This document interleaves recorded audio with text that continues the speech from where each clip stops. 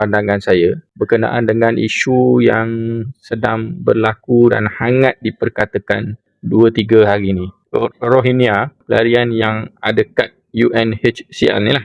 Banyak isu-isu ini yang tidak ditangani secara tuntas. Jadi sebagai rakyat Malaysia, saya mencadangkan supaya kita semua bersatu hati mendesak ahli-ahli parlimen kita ni supaya digubalkan satu undang-undang khusus kepada pelarian-pelarian UNHCR ini. Saya melihat macam dia orang terlalu kebal daripada kekangan undang-undang kalau mereka melakukan jenayah. Dan bila ketidakpuasan ataupun ketidakselesaan kita sebagai orang Malaysia ni kita cuba nak sampaikan, kita seringkali diikat kaki tangan dan ditutup mulut kita ni dengan isu kemanusiaan, dengan isu agama. Suka saya nak ajak sahabat-sahabat semua untuk kita menyusuri satu sirah yang mana pada ketika Rasulullah sallallahu alaihi wasallam berhijrah ke Madinah, orang yang menjadi tuan rumah kepada junjungan besar Nabi kita Rasulullah sallallahu alaihi wasallam ini adalah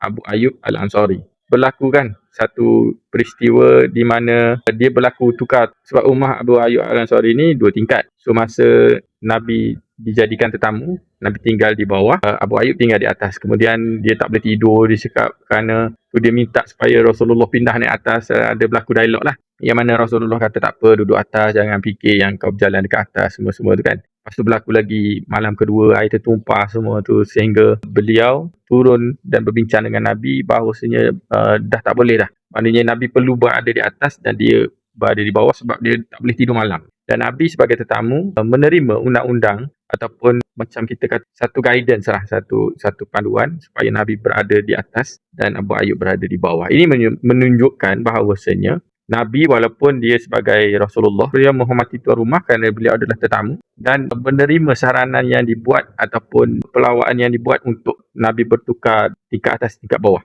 Ini menunjukkan bahawasanya dalam sirah kita, Nabi telah menunjukkan bahawa sebagai tetamu, dia perlu menghormati tuan rumah.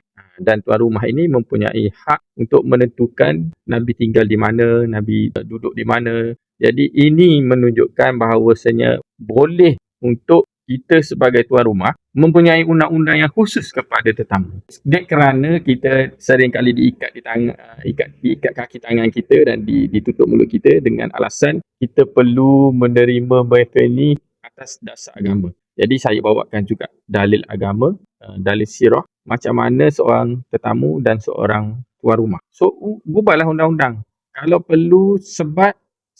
Kalau perlu penjara maksimum.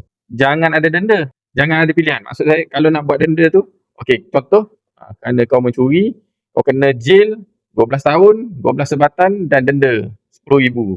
Jangan kerana kau pelarian, kita bagi pilihan. Kau bayar denda RM1,000 lepas. Tak boleh. So, kena ada satu undang-undang khas. Ubahlah undang-undang khas tu. Dan kalau UNHCR, kalau UN peringkat dunia ni cuba nak berlawan, so kita kena tunjukkan bahawasanya kita telah pun diganggu gugat keharmonian kita. Kau sebagai orang luar datang, kalau kau buat kacau, tak boleh lah. Jangan menyebabkan kekacauan, jangan ini yang ada kes bawa motor langgar orang, ada bawa kereta, bawa homo tak ada lesen. So kita sebagai tuan rumah juga ada hak dalam Islam dan dia sebagai tetamu juga ada hak dalam Islam. Walaupun kita kata banyaklah kerja kan, nak kena berubah satu undang-undang baru, tu nak kena ambil berapa lama.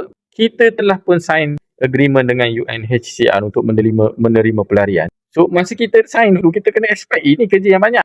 Jangan kita fikir masa tu, kerana masa tu kita nak dapat mileage politik, kita pun kena sign. Tiba-tiba bila ada masalah yang timbul, tak nak buat kerja semua. Ketatkan undang-undang kepada mereka supaya mereka ada perasaan takut. Orang yang ada kad pelarian ni, dia akan jadi bebas selepas dia menjalani hukuman dia apa semua tu. Lepas tu kan perlu tarik kad UNHCR tu, tarik berilah cadangan kepada UN. Kan, gunakan ruang kuasa yang kita ada. Kan, sebab dalam sirah ni semua dah ada.